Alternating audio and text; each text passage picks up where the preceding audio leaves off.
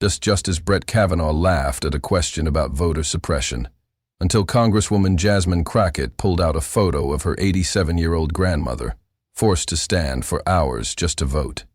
The courtroom froze. The smirk vanished. What followed wasn't a hearing.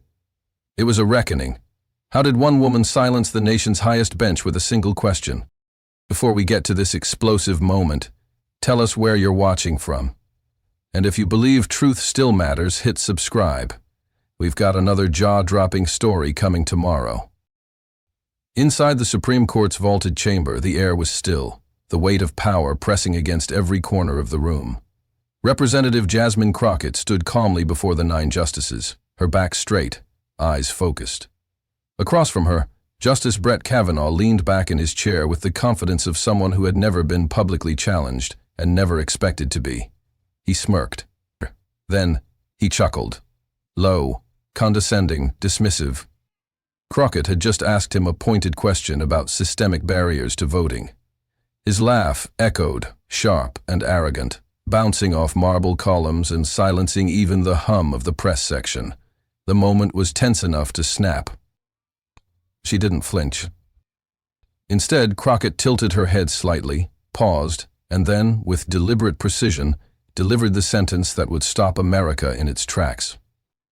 The only thing more dangerous than a judge who doesn't understand the Constitution is a judge who doesn't understand the people it's supposed to protect. The entire courtroom froze. No one moved, not even the stenographer. Reporters stopped mid-keystroke, cameras zoomed, gasps hissed through the gallery. Kavanaugh's smirk collapsed into something hollow. His jaw tightened, his hands gripped the edge of the bench. And then, as if knowing the exact moment to deliver the final strike, Crockett raised a single photograph into view. It was her 87-year-old grandmother, standing with a walker in a line 3 hours long just to vote. The image hung in the air like a mirror, some Kavanaugh couldn't look away from. This, Crockett said, her voice unwavering, is who pays the price for your legal theories. The silence was deafening. Moments later, the world erupted.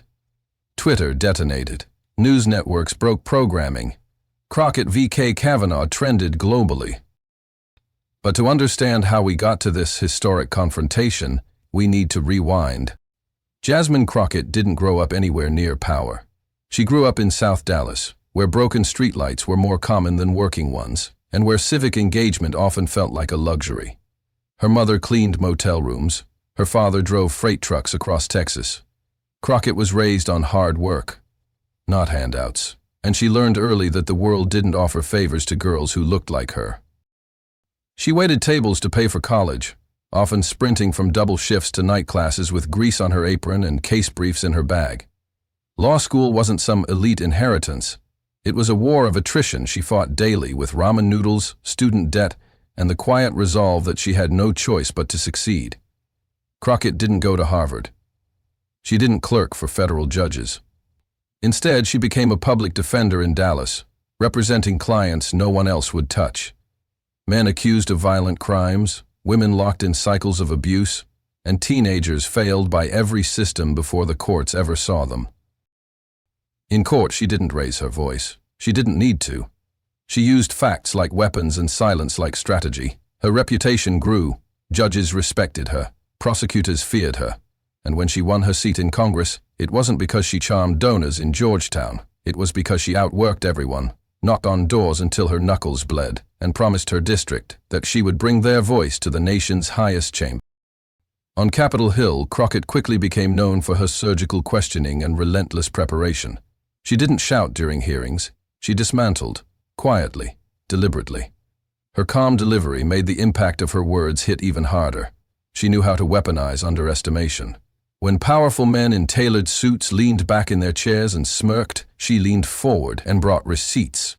To Crockett, the law wasn't sacred because it was old. It was sacred because of who it was supposed to protect.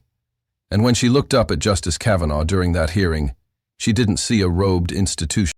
Justice Brett Kavanaugh's life couldn't have been more different.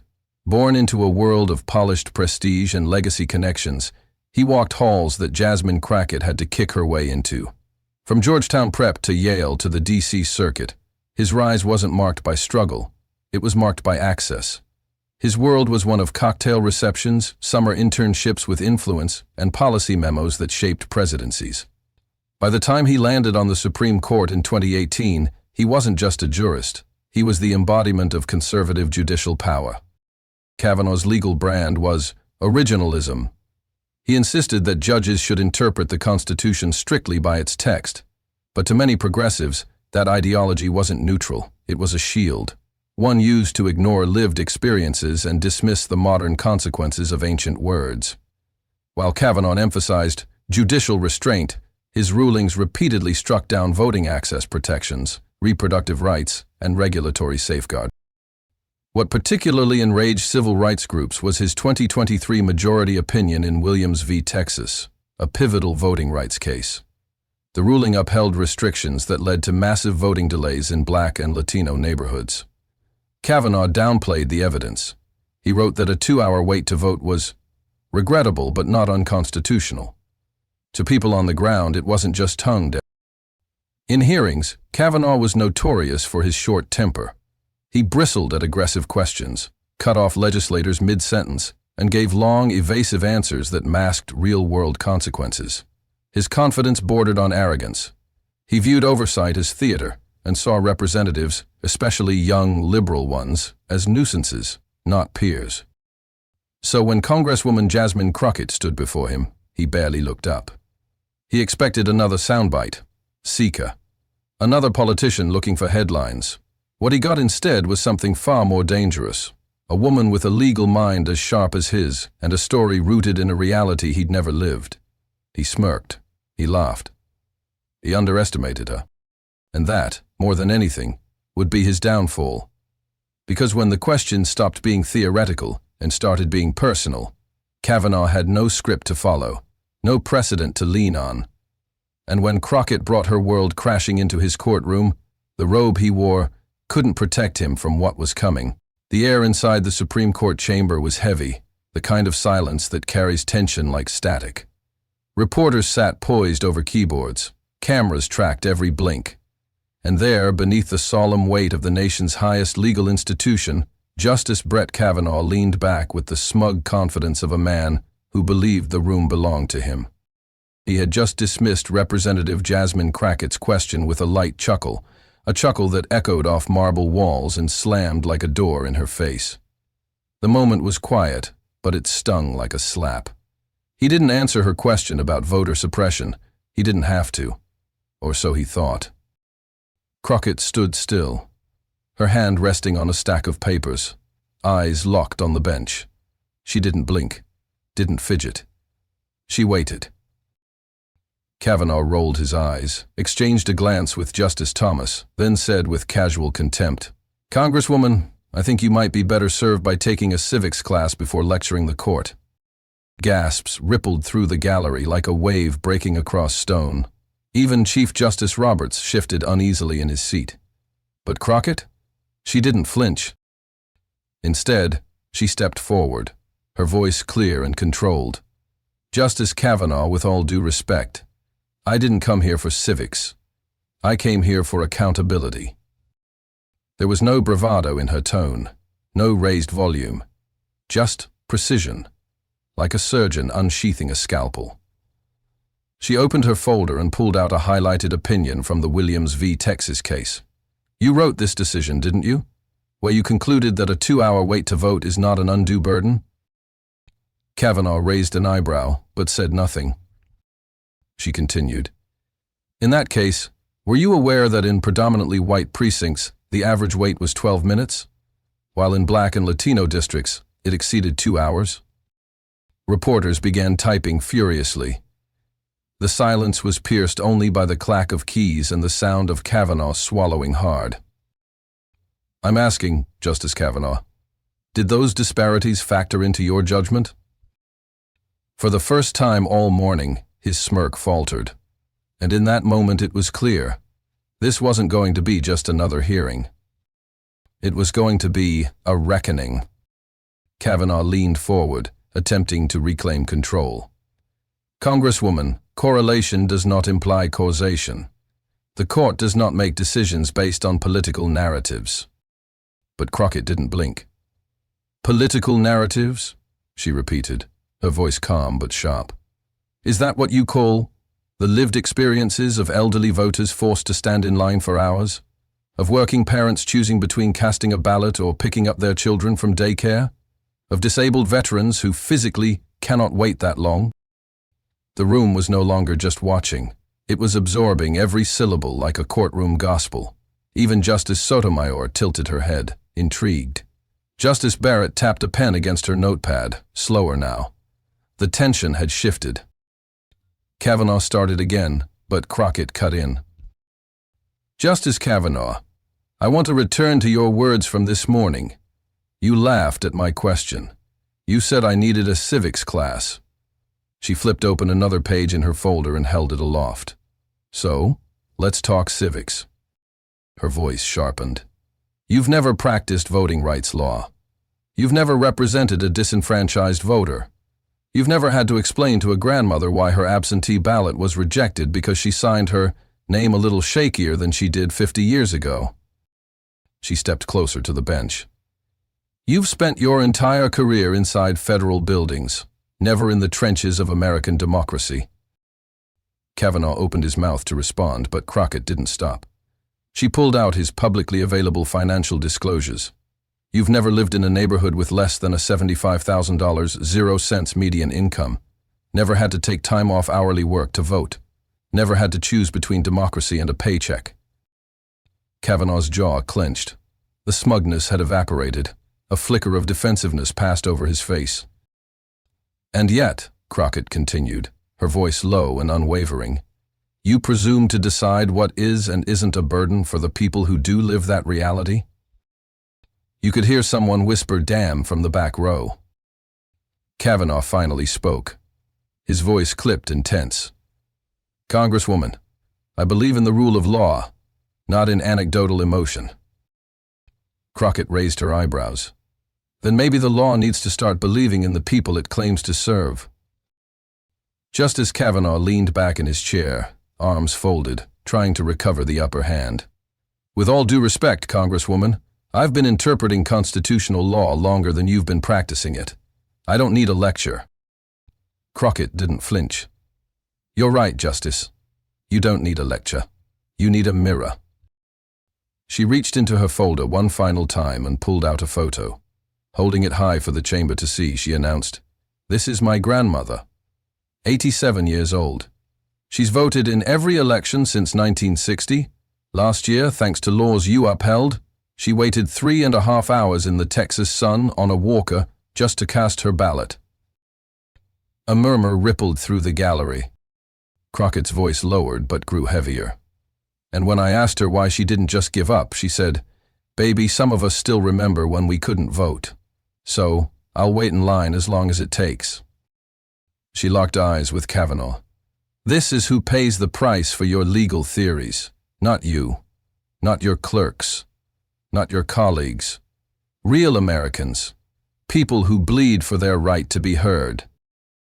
Kavanaugh blinked. No words came. Your Honor, she said slowly, clearly, the only thing more dangerous than a judge who doesn't understand the Constitution is a judge who doesn't understand the people it's supposed to protect. Silence. Then a collective exhale. A CNN producer in the back whispered, We just got the clip. Justice Gorsuch looked away. Justice Sotomayor nodded. Kavanaugh sat stone still, his mouth tight, his hands gripping the edge of his bench. The color had drained from his face. His legal armor had cracked, not from shouting or rage, but from a calm, relentless truth that exposed how far removed he was from the lives his decisions affected. And Crockett? She didn't smile. She didn't gloat. She simply whispered, No further questions, and stepped back. When Jasmine Crockett delivered her final line, The only thing more dangerous than a judge who doesn't understand the Constitution is a judge who doesn't understand the people it's supposed to protect. The courtroom turned to stone. You could almost hear the oxygen leave the room. Kavanaugh, once brimming with arrogance, now sat frozen, blinking slowly as the birds echoed off marble walls and settled into the bones of everyone present. A ripple of silence washed over the justices, the press gallery, and the stunned aides seated along the perimeter. And then came the click of a phone camera. Then another. Then the quiet hum of reporters typing with frenzied fingers. CPAN's live feed, which moments earlier felt like another dry procedural broadcast, now captured something else. A seismic moment in modern American history. Within minutes, the clip hit social media. A CNN producer in the gallery uploaded the exchange to their digital team, and the footage spread like a digital wildfire. Twitter's trending tab lit up with hashtags like Crockett VK, Kavanaugh Z Voting Rights Matter, and most prominently, Laughing Justice. In less than an hour, the phrase, 2 hours, wait isn't done, became a nationwide meme. TikTok users stitched Crockett's. On Instagram, activists reposted the image of her holding up the photo of her 87-year-old grandmother leaning on a walker in the voting line, captioned, "This is what democracy costs." Cable news networks abandoned all programming to cover the exchange. MSDNBC aired a continuous loop of Crockett's statement, with analysts breaking down the legal implications of Kavanaugh's smirk, his laugh, and, most damning of all, his silence afterward.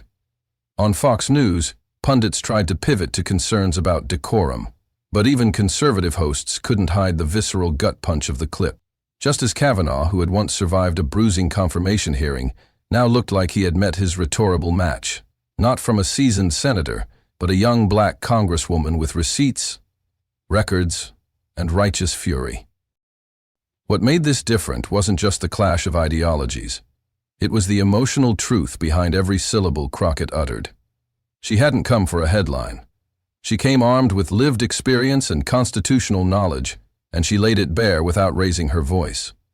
Legal scholars immediately began dissecting her technique. Harvard law professor Anita Nair called it a textbook lesson in legal cross-examination.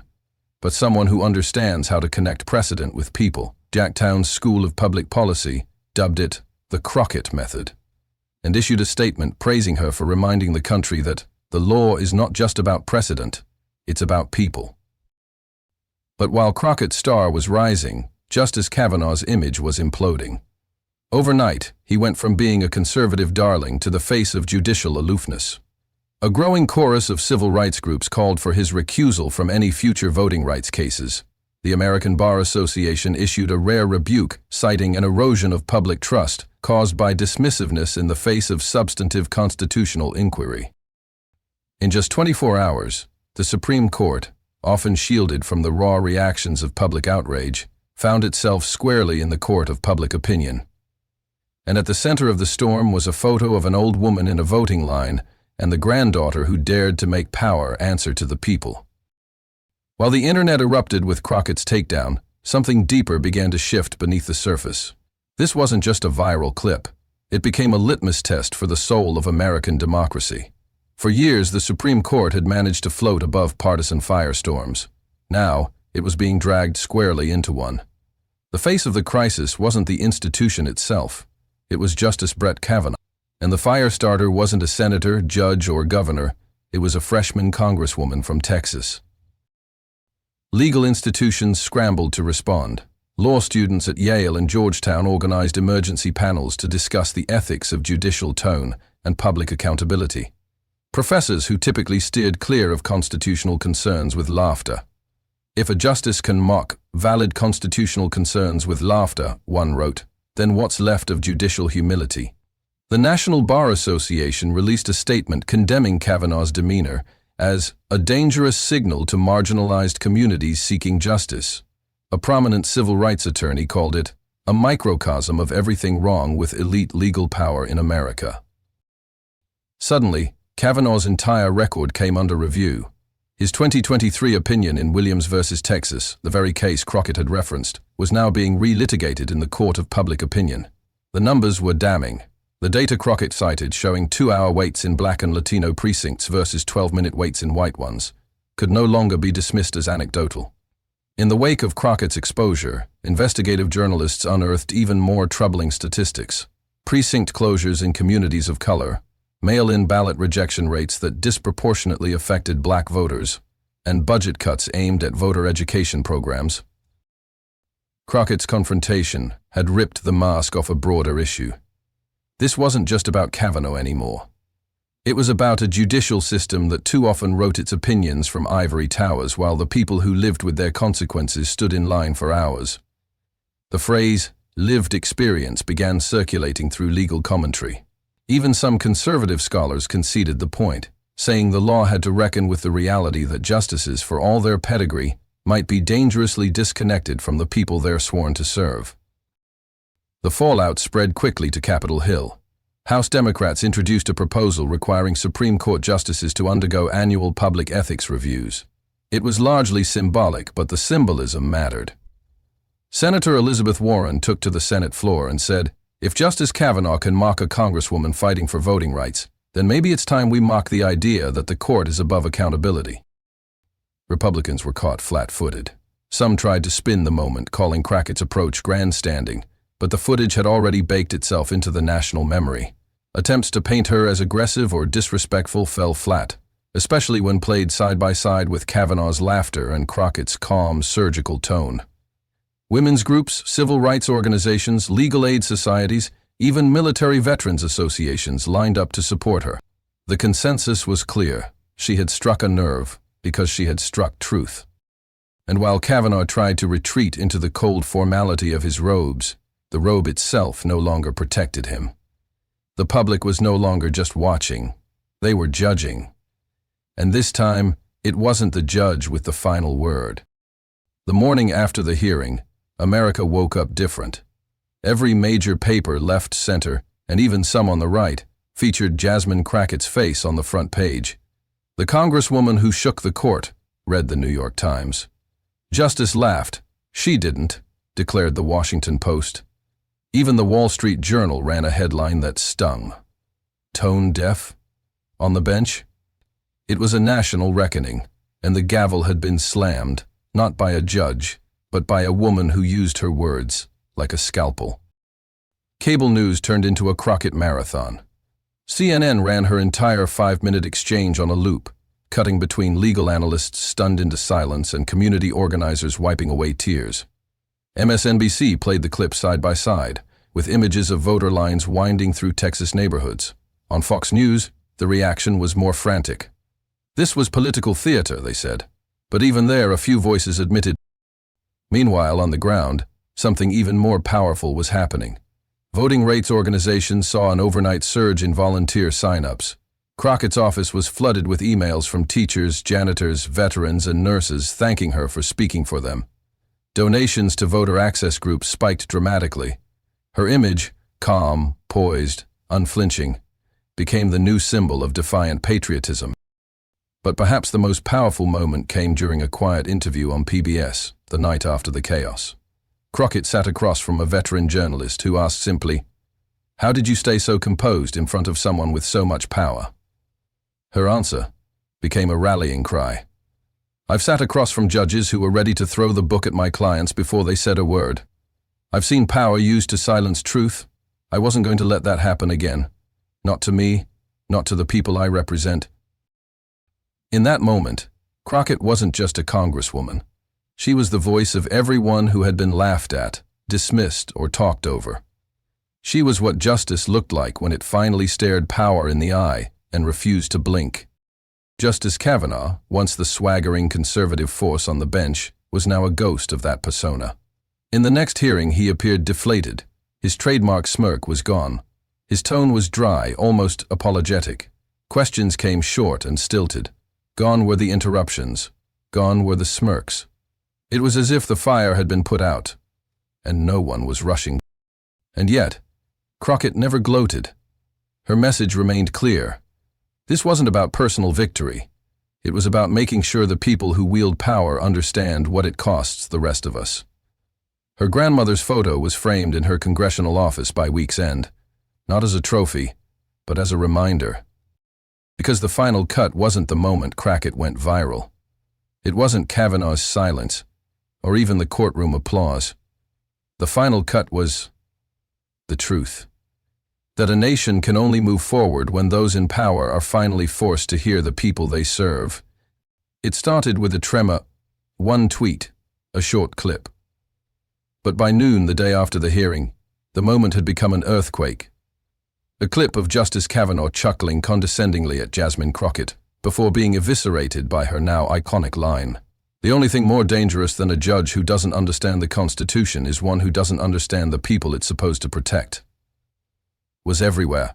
Political Twitter detonated. The hashtag #CrockettCutsDeep trended one nationwide, followed closely by "Laughing Justice" and "Voting's not a vibe."